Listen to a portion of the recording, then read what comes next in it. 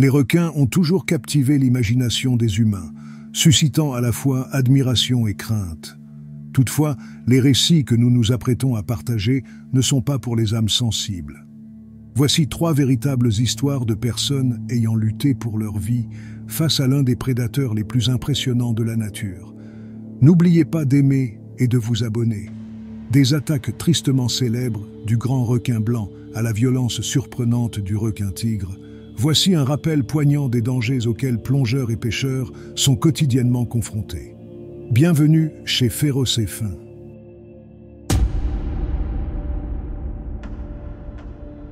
Cette attaque particulière a eu lieu au large de l'île de Vanuatu, la 2e plus grande île des Fidji. Réputée pour sa beauté naturelle, ses montagnes escarpées et ses collines sont recouvertes de forêts tropicales denses, offrant un refuge à une multitude d'animaux. Les contours de l'île sont composés de plages de sable, de récifs coralliens et de l'océan Pacifique d'un bleu profond. Maika Tabua, un père de 44 ans de 7 enfants originaires du village de Nakachi, avait plongé et pêché dans les mers entourant l'île pendant plus de 10 ans. Le 10 mars 2016, il est entré dans l'eau avec un groupe d'amis et n'en est jamais revenu. Le groupe plongeait pour la bêche de mer, également connue sous le nom de concombre de mer. Cette forme de pêche est courante parmi les communautés locales des Fidji. Ceux échinodermes sont considérés comme des délices dans des endroits tels que la Chine et y sont souvent exportés. En réalité, les exportations de concombres de mer des Fidji s'élèvent à plusieurs centaines de milliers de dollars chaque année. Bien que la pêche aux concombres de mer existe aux Fidji depuis plus de 200 ans, elle a été sérieusement menacée ces dernières années en raison de la surpêche. Pour l'instant, la pêche avec équipement de plongée a été interdite en attendant que les populations se régénèrent. Cependant, en 2016, la chasse en apnée à ces créatures singulières était une pratique que Maika maîtrisait bien. Il prenait une grande inspiration, plongeait sous les vagues pour descendre au fond de la mer, récoltait les concombres de mer d'une longueur de 30 cm et les plaçait dans son sac filet. C'était une activité qu'il exerçait quotidiennement pendant 2 à 4 heures, jusqu'à ce qu'il en ait suffisamment pour les vendre à un intermédiaire sur le marché. Ces concombres de mer étaient ensuite cuits, séchés, salés et vendus à une grande entreprise avant d'être exportés en Asie. À cette occasion, lui et ses compagnons pêcheurs se dispersaient dans l'eau, chacun plongeant pour chercher les concombres de mer qui tapissaient le fond marin. Ils pêchaient près de l'embouchure de la rivière Yana, où elle se jetait dans la mer. L'afflux d'eau douce alimentait la vie marine avoisinante en nutriments. L'eau peu profonde était un véritable foisonnement de vie. Les algues marines attiraient de petits poissons. Ces petits poissons en attiraient des plus gros, qui à leur tour attiraient les requins. Les eaux fidjiennes abritent de nombreuses espèces de requins. Ces derniers vont des requins de récif aux requins bulldogs et tigres. Ils parcourent le littoral en quête de proies et pénètrent même des mers aux rivières. Tandis que Maika remplissait son sac filet, il attira une attention indésirable. Un requin chassait à proximité. Ces sens furent attirés vers les pêcheurs, car la population de concombres de mer avait diminué. Les pêcheurs fidjiens sont contraints de risquer leur vie en plongeant toujours plus profondément. Cependant, Maika et les autres se trouvaient dans des eaux relativement peu profondes, près du récif. Maika était le plus proche du prédateur. Il dut être totalement pris au dépourvu. La vitesse fulgurante, l'attaque précise et la puissante mâchoire du requin auraient infligé des blessures dévastatrices aux pêcheurs. En quelques secondes, ils n'auraient eu aucun temps pour appeler à l'aide ou se défendre. La turbidité de l'eau causée par les courants où le fleuve rencontrait la mer rendait presque impossible de discerner un prédateur approchant. Quelques minutes après l'attaque, alors que Maika avait été tué presque instantanément, ses amis refirent surface. Ils avaient capturé une quantité remarquable de concombres de mer et nageaient maintenant vers la côte pour inspecter leur prise et se regrouper. Ils cherchèrent Maika. Il était introuvable. Mais en scrutant l'eau, ils repérèrent quelque chose. Leur cœur rata un battement et un sentiment de terreur les envahit. Là, dans l'eau, flottait un corps. 2 des hommes, Elisa Twinaosara et Salmon Ligovski, qui étaient par hasard les cousins de Mika, plongèrent dans l'eau. Ils nagèrent précipitamment vers le corps. Arrivés sur place, ils eurent le choc de leur vie. C'était bien Maika, Mais dans une réalité cruelle, il lui manquait la tête et le bras gauche, et d'énormes morsures marquaient ses cuisses. Son corps flottait verticalement dans l'eau, ses pieds pendant juste en dessous. Les hommes le tirèrent sur la berge et, en état de choc et d'horreur, enveloppèrent son corps et l'emmenèrent à l'hôpital de Savu-Savu. Les médecins confirmèrent qu'il s'agissait d'une attaque de requin et attendaient, au moment des rapports médiatiques, une analyse d'experts pour déterminer l'espèce responsable. Mika avait perdu la vie en pratiquant une activité qu'il chérissait. Il était entouré d'amis et de famille, mais sa vie s'était tragiquement écourtée. L'attaque sur le jeune père de famille a provoqué des ondes de choc au sein de cette communauté étroitement liée. Sa femme, Asenati Kima, et leurs enfants ont été, comme on pouvait s'y attendre, traumatisés par la nouvelle. La police a lancé une enquête et recherché les restes de Mika. Seul son masque facial fut retrouvé. Fernando de Noronha est un archipel magnifique composé de 21 îles, situé à 220 miles de la côte brésilienne, recouvert de roches volcaniques et bordé de plages dorées. C'est un endroit à couper le souffle pour les touristes. Playa do Soeste, également connue sous le nom de baie de Soeste, est une plage prisée sur l'île de Fernando de Noronha. Elle est reconnue pour ses eaux paisibles et cristallines, en faisant un lieu exceptionnel pour le snorkeling et la plongée, afin de découvrir la richesse de la faune marine locale. Cette plage particulière fut élue début 2015 sur TripAdvisor comme la meilleure plage au monde. Toutefois, quelques mois seulement plus tard, le 21e décembre 2015, le destin de ce lieu allait changer et une terreur allait s'emparer de cet aimant à touristes. Le comptable âgé de 32 ans, Marcio de Castropalma et son épouse, faisait de la plongée en apnée précisément sur cette plage. Malgré la limpidité habituelle de l'eau, elle semblait ce jour-là légèrement trouble. Plongeant sa tête sous la douce mer brésilienne, Marcio s'orienta vers une zone aux eaux plus claires. Il admirait les poissons qui passaient. Leurs couleurs vives étaient hypnotiques et leurs mouvements gracieux, zigzagant de gauche à droite. Mais en tournant la tête pour observer ailleurs, Marcio se trouva nez à nez avec un requin. Il fut totalement pris au dépourvu. Le requin s'était approché de lui en quelques secondes seulement, et à présent, un sourire denté le fixait intensément. Alerté par cette apparition soudaine, Marcio commença à nager pour s'éloigner. Mais en faisant cela, le requin mordit son bras. Il le secoua violemment, l'entraînant vers le fond marin. Sous l'eau, un cri d'horreur s'échappa de Marcio. Il pouvait sentir la puissance de milliers d'années d'évolution exercer une pression sur son bras. La force du requin était telle qu'elle détacha le bras de Marcio de son corps. Parvenant à se libérer, il refit surface. Reprenant son souffle, il hurla en appelant à l'aide. Par chance, le Britannique Barney Lancaster Owen avait nagé exactement au même endroit 10 minutes plus tôt. Ce Britannique de 36 ans vivait au Brésil depuis 3 ans et était en vacances en famille avec sa femme Isabelle, née au Brésil, et leurs 2 enfants, Theodora, 6 ans, et Thiago, 4 ans. Barney se séchait sur le sable doré, se frottant avec une serviette après une plongée en apnée passionnante. Il a regardé par-dessus l'eau et a alors entendu le cri de détresse portugais. Soudain, il remarqua l'excitation de l'attaque de Marcio. Il pensa d'abord que le jeune Brésilien faisait le pitre avec sa femme, mais l'eau s'agita et devint rouge.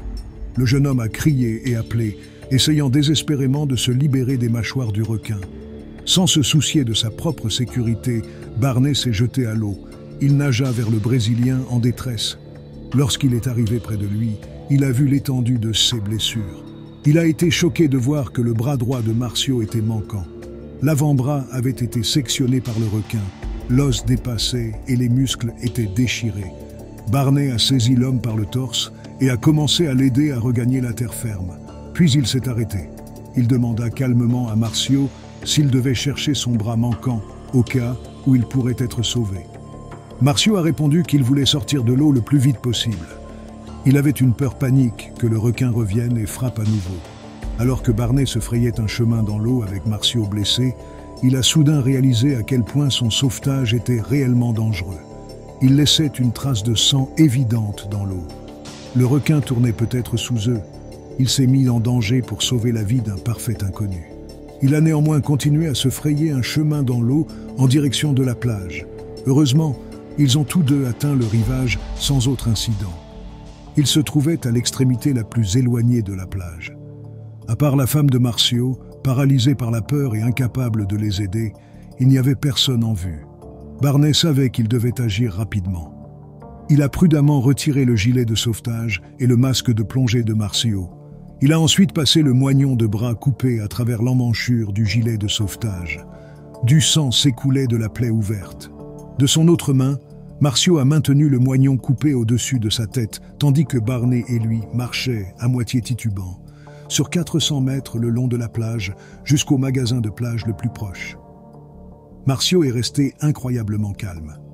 Il se concentrait uniquement sur le fait de mettre un pied devant l'autre, de respirer calmement et de tenir fermement son moignon. Lorsqu'ils arrivèrent, Marcio s'écroula, épuisé. Barney attrapa un sarong pour en faire un garrot. Il l'attacha solidement autour du bras coupé de Marcio, dans l'espoir d'arrêter le saignement. Les services d'urgence ont été appelés et Marcio a été immédiatement transporté à l'unique hôpital de l'archipel. Les chirurgiens l'ont pris en charge du mieux qu'ils ont pu, mais le lendemain, il a été transféré à l'hôpital de la Restauration sur le continent pour y être opéré. Après l'attaque, Barney a découvert que la plage où il nageait était un lieu d'alimentation connu des requins. Le requin-tigre était vraisemblablement l'espèce qui avait attaqué Marcio. C'était la première attaque de requin sur cette plage dont quiconque puisse se souvenir. Bien que la plupart des attaques de requins documentées sur les humains soient causées par des grands blancs, on pense que les requins-tigres sont responsables de la majorité des attaques non provoquées. Il y a environ 50 à 70 attaques de requins dans le monde chaque année, dont 5 à 15 sont mortelles. Malgré le grand nombre de personnes qui se baignent chaque année, les attaques restent incroyablement rares et il faudrait vraiment avoir une malchance inouïe pour en être victime. John Merrick, âgé de 60 ans, profitait d'une baignade pré-anniversaire à la plage de Makua, à Oahu, Hawaï. C'était le 24 juin 2003 et le comptable à la retraite, John, nageait avec sa femme Stéphanie dans les eaux cristallines de l'océan Pacifique. Il se trouvait à environ 150 mètres de la plage où plusieurs bateaux de touristes s'étaient rassemblés. L'objectif de cette sortie était d'observer et de nager avec les dauphins tachetés, connus pour leurs prouesses acrobatiques. Les dauphins tachetés étaient un spectacle à couper le souffle lorsque John et Stéphanie ont plongé ce jour-là. Ils étaient parmi 6 autres personnes, toutes présentes pour admirer le groupe de 30 à 40 dauphins qui bondissaient hors de l'eau. Si seulement ils avaient reçu ce que le biologiste marin John Norton savait, ils seraient peut-être restés à bord du bateau. John Norton était membre de la Hawaii State Shark Task Force et travaillait pour le National Marine Fisheries Service. Lui et ses collègues avaient observé, au cours des 2 dernières années, un changement dans le comportement des grands requins blancs le long des côtes d'Hawaï. Bien que les observations de cette espèce de requin soient rares près d'Hawaï, contrairement aux requins-tigres, il a été constaté qu'ils avaient commencé à chasser les dauphins tachetés. En effet, nager avec un grand groupe de dauphins tachetés pouvait s'avérer dangereux. Tout changement dans le comportement des dauphins pouvait signaler un danger imminent. Et c'est exactement ce qui s'est produit. John plongea son visage sous la surface de l'eau, appréciant la vue des dauphins éclaboussant en dessous, atterrissant après leurs acrobaties aériennes, entourés brièvement d'un nuage de bulles. Le groupe s'est rassemblé et a nagé quelques mètres en dessous de John, Stéphanie et le reste du groupe. C'était stupéfiant de voir à quelle vitesse ils pouvaient se déplacer avec un simple battement de leur nageoire caudale. John et Stéphanie avaient déjà vécu cette expérience de nombreuses fois. Tous deux étaient passionnés par la mer et l'opportunité d'observer ces créatures majestueuses était à la fois un plaisir et un enchantement. Lorsque John nagea au-dessus du groupe, ils s'élancèrent soudainement tels des fusées pour disparaître dans l'immensité bleue. Le comportement de ces créatures laissa John perplexe l'espace d'un instant. Puis, il ressentit une vive traction sur son pied. La sensation lui était inconnue. Sa première réaction fut la surprise. Quoi que cela ait été, cela avait saisi brièvement le pied de John avant de le relâcher. Son pied le brûlait. C'était comme des piqûres aiguës partout. Il se retourna pour regarder et lorsqu'il le fit, un grand corps argenté passa sous lui. À cet instant, il comprit que c'était un requin. La première pensée de John fut pour la sécurité de sa femme. Il ne s'inquiéta pas immédiatement de la morsure, car elle n'était pas extrêmement douloureuse. Son intention était de se placer entre le requin et sa femme, alors que le prédateur rôdait nageant lentement en dessous d'eux. Il leva la tête hors de l'eau et cria à Stéphanie de sortir de l'eau. En regardant vers le rivage, il réalisa combien il serait risqué de nager sur une telle distance avec un prédateur en dessous. Regardant sous l'eau, il vit que son pied saignait abondamment. Il savait que son sang frais n'attirerait que la bête. Alors, il héla un bateau de touristes à proximité. John et Stéphanie nagèrent aussi rapidement qu'ils le pouvaient vers le bateau, qui était à 60 pieds de distance. La pensée que le requin pourrait les suivre les terrifiait. Le capitaine du bateau, Victor Lozano de Dolphin Excursions Hawaii, scrutait la surface de la mer à la recherche de signes du requin. Heureusement, John et Stéphanie atteignirent le Zodiac et Victor les hissa à bord. Les deux reprenèrent leur souffle étendu sur le bateau. Victor prodigua les premiers soins aux pieds de John. La morsure, bien qu'ayant duré seulement 1 ou 2 secondes, avait laissé des empreintes profondes de dents sur son pied et sa cheville. Elle avait lacéré la peau de John et peut-être même fracturé quelques os. Victor suréleva le pied de John, appliqua une pression et l'entoura d'un bandage. Il ramena rapidement le couple à la côte, où John fut transféré à la Waianae Coast Comprehensive Health Clinic. Dans la clinique, un orthopédiste s'occupa de la blessure de John. Après avoir reçu des dizaines de points de suture, John fut libéré le jour même. Le chirurgien estima qu'il faudrait jusqu'à 4 semaines pour une guérison complète, mais John avait été chanceux. La morsure n'avait endommagé aucun ligament ni tendon. Il est probable que le requin ait relâché John en réalisant une méprise.